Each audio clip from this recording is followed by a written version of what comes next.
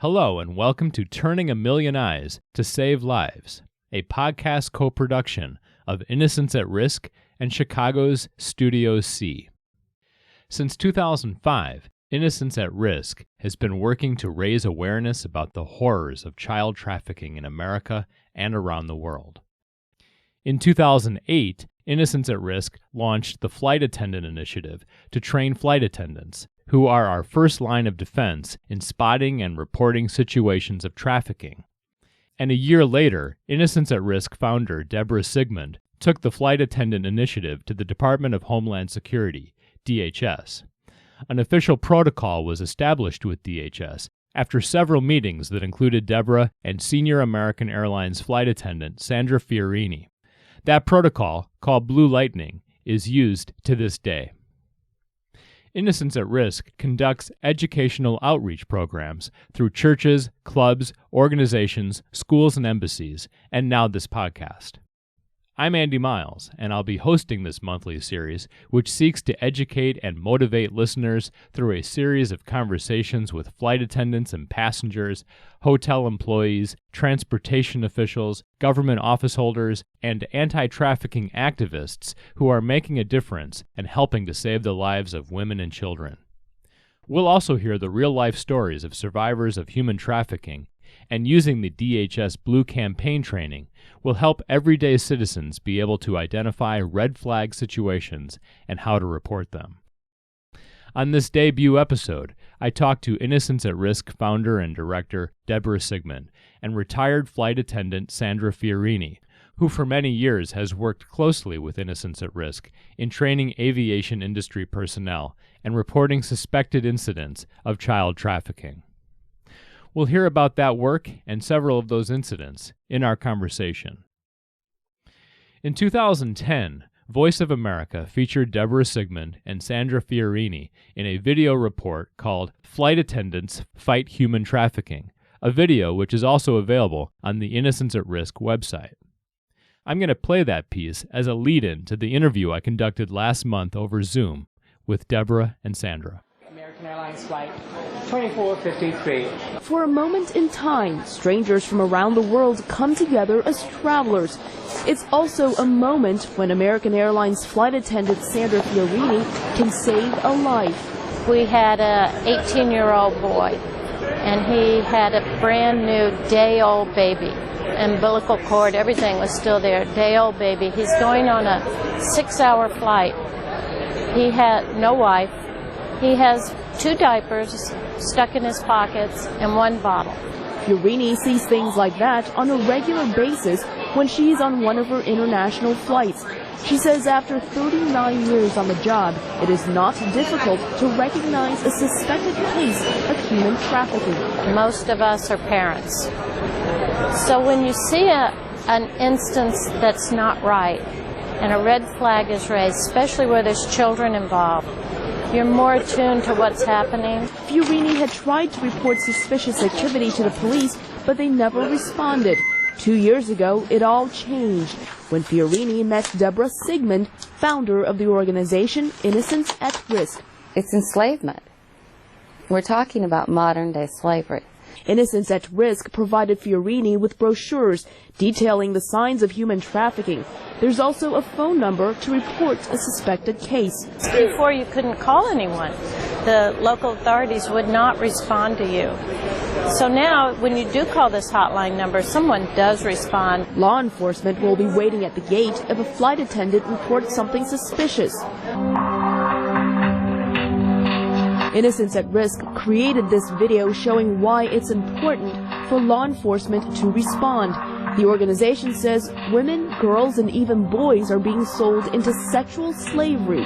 This is happening everywhere in the world, every country in the world, and it's happening here in the United States.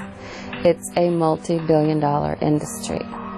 I'm Sandy Fiorini, and I'm flying out of Chicago on the International Division. Meanwhile, Fiorini educates flight attendants around the world using brochures and bracelets that contain the human trafficking hotline number.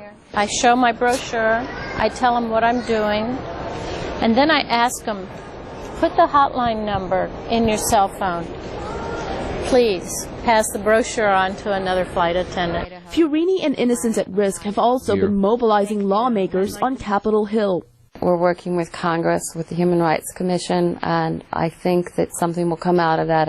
I'm very optimistic. The hope is that brochures like these will eventually end up in the seat back pockets of all the flights, so passengers can also read about the warning signs and notify the authorities or the flight attendants if they notice something suspicious. Fiorini hopes once passengers know what to look for, they won't turn the other way. Elizabeth Lee, VOA News.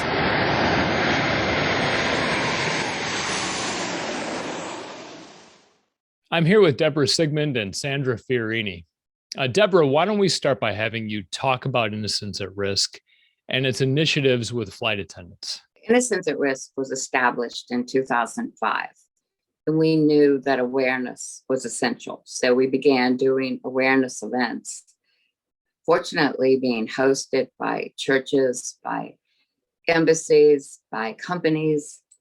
And through that, awareness was gained, and we could see that awareness was prevention. But one of the things that came to our attention was a board member of Innocents at Risk was traveling on a flight on British Air.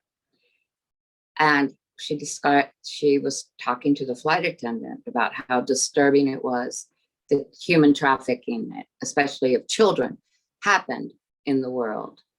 And the flight attendant looked at her, this was 2007, and said, "What is this?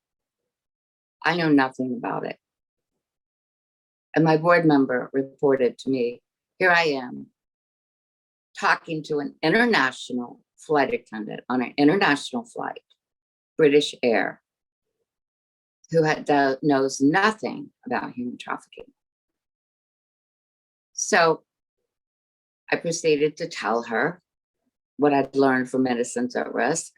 The children, it was a big business, taking and selling children. They had become a commodity, and it was happening everywhere in the world. And the flight attendant said, "Well, I can tell you it's happening on planes because we've seen this, but we don't know what to do about it." And she reported some situations of children looking horrified, getting on planes, not in the proper clothes. So when my colleague and board member reported this to me, I went to the State Department and repeated the story. And they said, yes, they're probably being trafficked. And I said, what are we doing about it? And they said, well, we're doing everything we know what to do. We're writing to the CEOs. And if you want to give it a shot as a nonprofit, we'd love to have you do that and join us. And this was coming from the ambassador of trafficking persons in the Bush administration, Ambassador John Miller. So he sent me the letter that he had sent to the CEO of American. And it was a little harsh. It was child trafficking, child sex tourism, words you need to know. It's happening on your planes. The State Department telling the CEO of American this.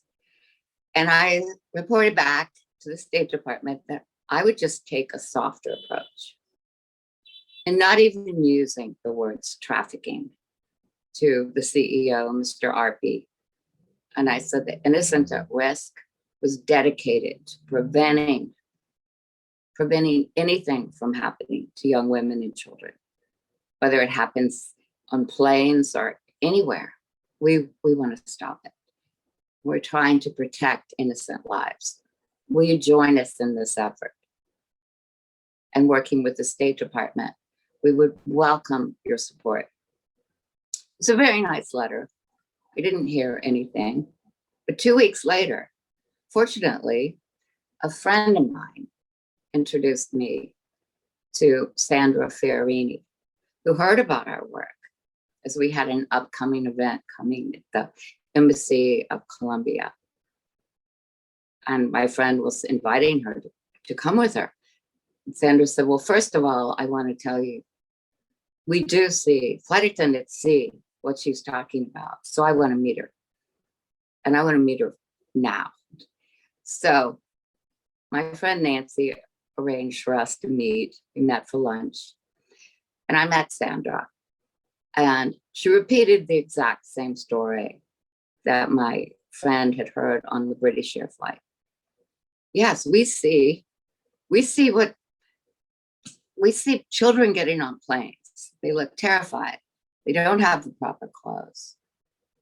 And we know that it's wrong, but we don't know what to do about it. I said, all right, and I told her about writing to the CEO. She said, we don't need the CEO. She said, we are 19,000 American flight attendants. This is an extension of our job. Just tell us what to do.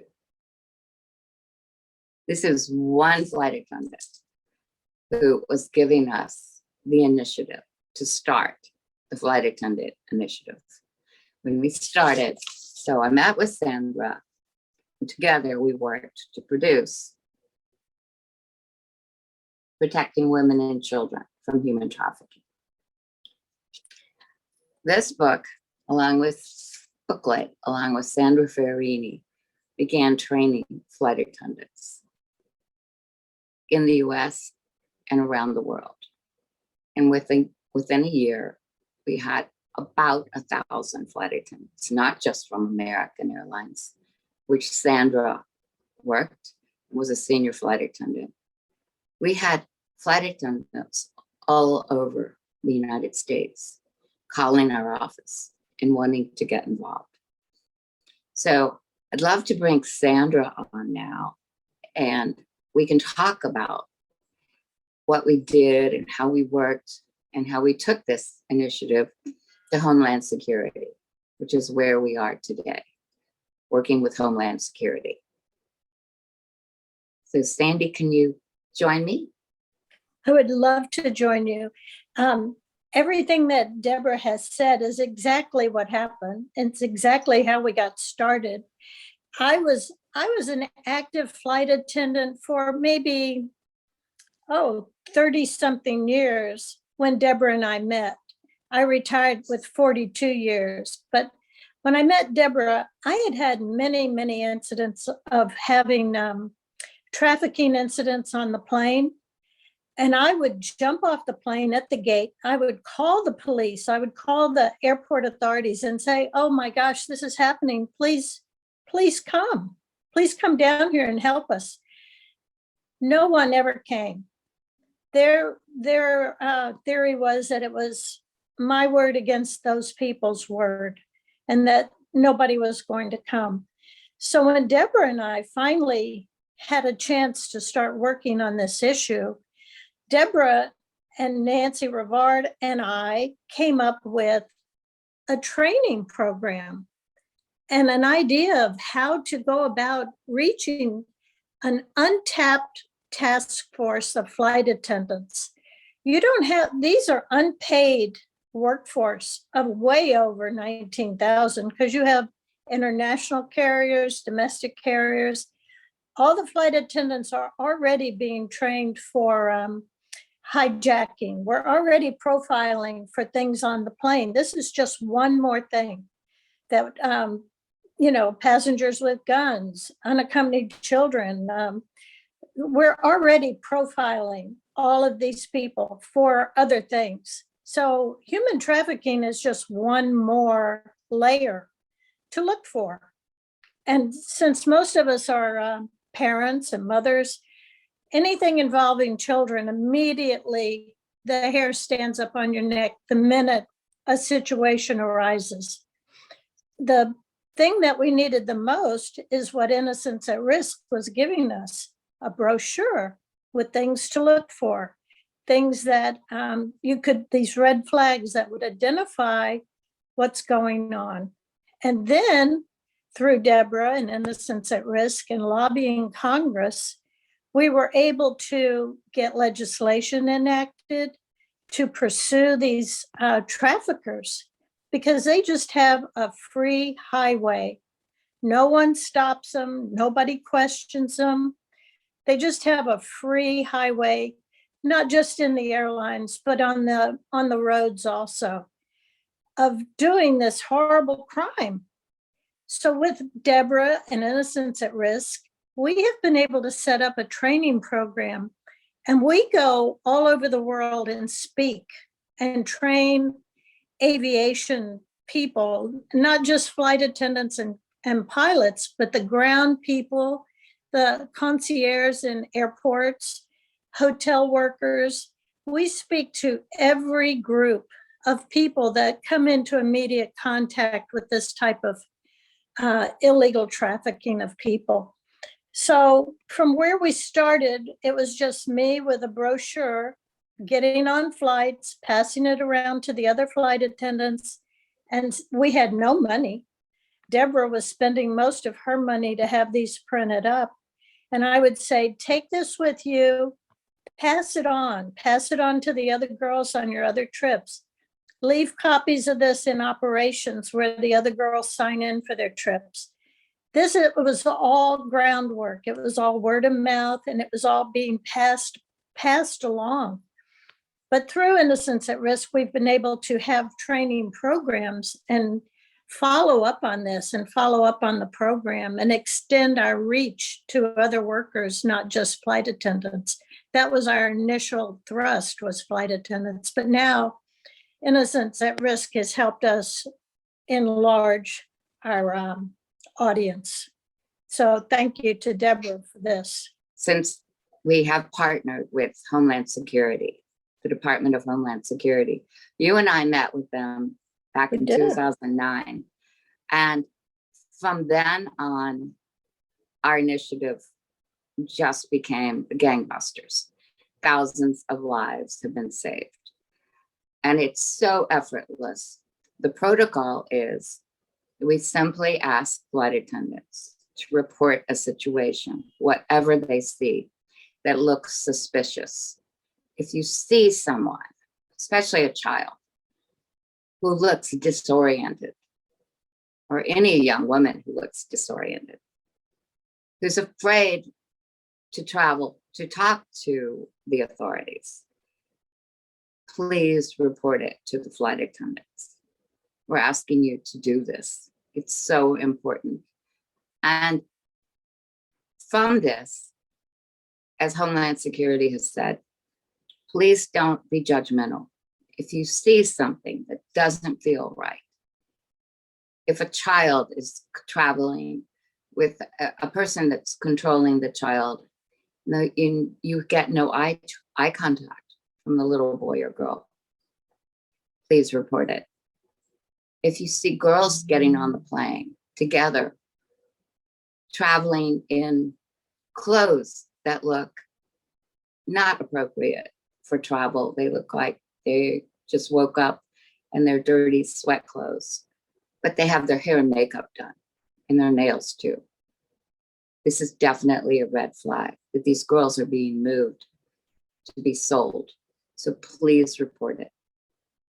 Anything that looks unusual. We've had flight attendants report situations that children have been drugged.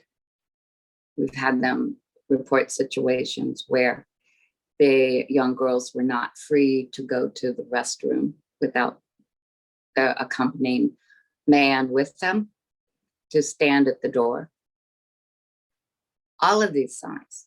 We have so many. Sandra, do you want to help me continue with the signs too that we can report? Because you don't have to be a flight attendant to report a situation. Anyone traveling, the educated public, open your eyes. And when you see something that looks suspicious, report it to a gate agent or a flight attendant, anyone in uniform. And we'll talk about the Homeland Security hotline number in just a moment. Well, I think that once people are educated on what human trafficking is, I think you start seeing it everywhere. Just last month, I was at Target, and there were young girls that were panhandling for money. And the girl came over to me and asked me for money. And I said, I know that you can't talk to me. I said, because I think you're being watched. And I said, if you're in a bad situation, I'm going to give you some money. with my phone number, and you can call me, because they're there, but they have a handler that's watching them. So it's not just on the plane, it's not just on the bus. Once you know the signs of what these kids are going through, or these women, or these children, you start to see it everywhere. And it's just a matter of educating the public about what the signs of trafficking are. And then when people realize that they can make a difference too, they'll start calling in and reporting this. So I think our goal is to work with DHS to follow these guidelines and make a huge impact on what people know the signs of trafficking are, so they can report it. According to DHS, what they would like us to make certain the public knows, the definition of human trafficking, that a person is moved by force, fraud, or coercion, and for actually modern day slavery. Someone else is controlling them, and someone else, and they are being trafficked for the sex trade, or sometimes even labor, domestic labor. But these are the things that everyone can witness. If you open your eyes, you could see suspicious activity. It's happening at the border. And the media, unfortunately, talks about smuggling and trafficking as if it's the same thing. Well, it's not. Smuggling is voluntary. You pay someone to smuggle you into the country. Trafficking is involuntary. You don't want to be there, and you certainly do not want to be with the people that are forcing you to come into the country or to come anywhere. Traffickers work in a variety of ways, and they work everywhere in the world, in every big city and every small town. And they work absolutely everywhere. It is $150 billion industry. And every minute and a half, a child is taken. It's time for everyone to get involved. Flight attendants cannot report every situation. They may not be able to see every situation on a plane. Now, with all the COVID concerns and the mask concerns and everything else, they may not see a situation, but a passenger can, and a passenger can report it. And then Homeland Security will meet that call. Once the flight attendant asks the pilot to call ahead, DHS and law enforcement will meet that plane. The person reporting it never has to give her name or his name. It's a safe way to protect and keep these women and children, get them out of their homelands, get them out away from their traffickers. It's very, very important. So if everyone can get involved, we can save more lives and beat the traffickers, because the more eyes that we turn on this, it's a dark, hideous issue.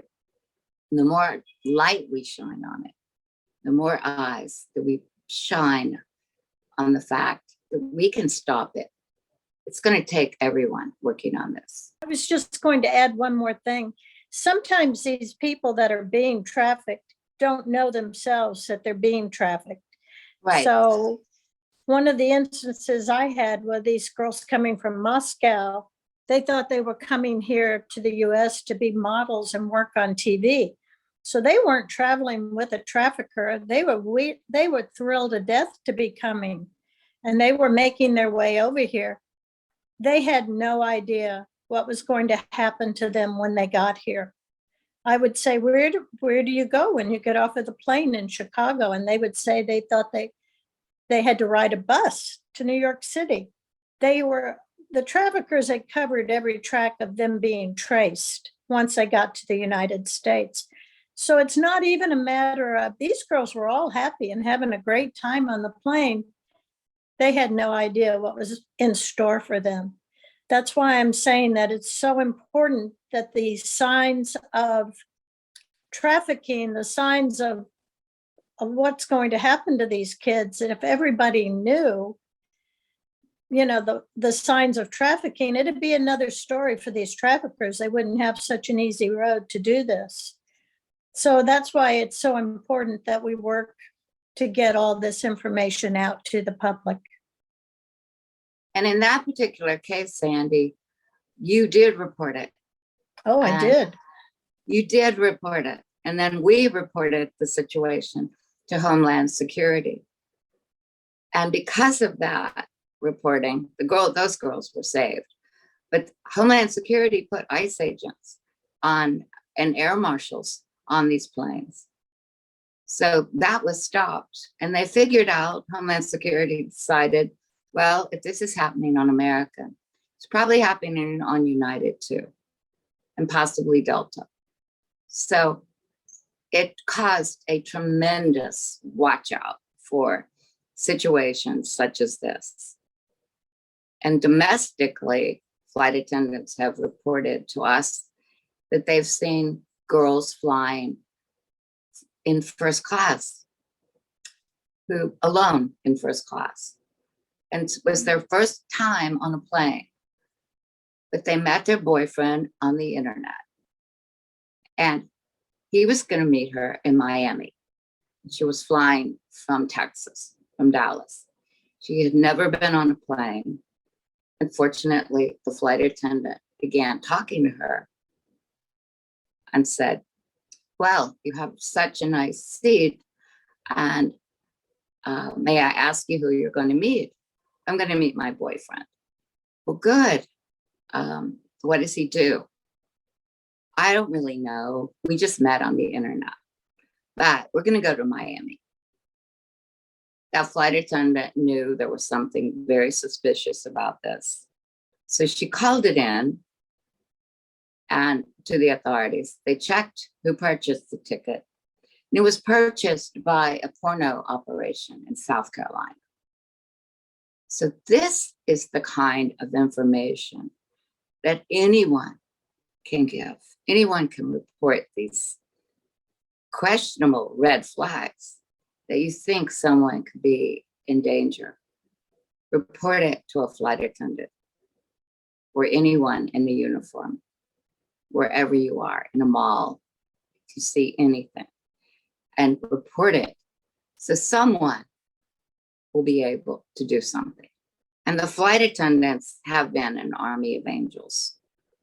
But we've also had passengers as well that have been smart enough and who cared enough to report it to the Homeland Security hotline number, which everyone should have. And it's 866-347-2423. We hope that you will see how important it is for you to join us and Homeland Security. And please open your eyes and care about these women and children. It's a $150 billion industry, and we all have to do our part.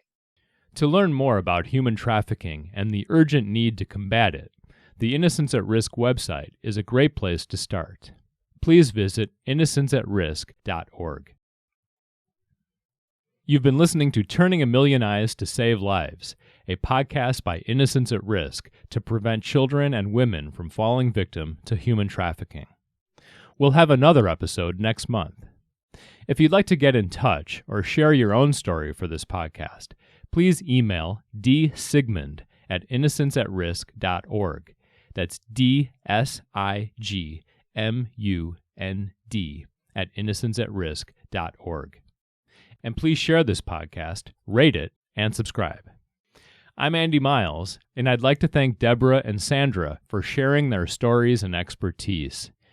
And I'd like to thank you for listening. The number again to report suspected human trafficking is 1-866-347-2423. That's 1-866-DHS-2-ICE. Before we go, I'd like to ask you to please consider making a gift to Innocence at Risk to help our community when they need it most. All donations are tax deductible, and 100% of funds go directly to making a difference. Your donation will help Innocents at Risk to offer educational outreach to expand awareness and host events, educate the public, and lobby members of Congress for much-needed legislation to protect children. It will also allow Innocents at Risk to give directly to young women, girls, and boys who are survivors of trafficking, including much-needed new clothing, books, toiletries, and other essentials for children who have been rescued from the sex trade, and help to support a new home of hope for survivors in the Washington, D.C. metropolitan area and one on the U.S.-Mexico border. The need to end child trafficking is greater than ever. Every 60 seconds, a child is taken for exploitation or trafficking.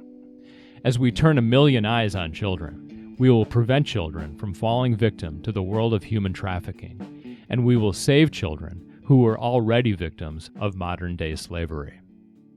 We need your help to turn 1 million eyes on children.